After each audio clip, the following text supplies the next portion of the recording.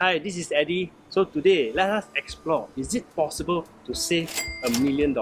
So imagine if you are saving $2,000 a month, that will actually take you 42 years to save that money. So if you are 30 years old today, you will be 70 by then.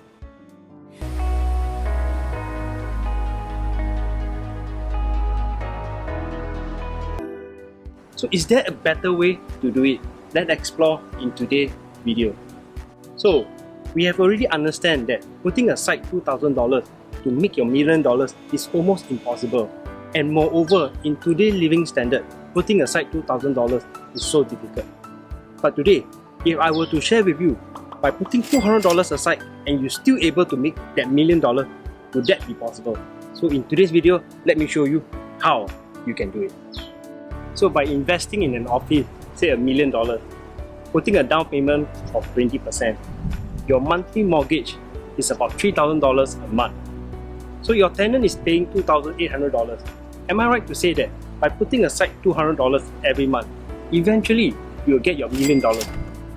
This is actually faster and easier than you can ever achieve by putting aside $200.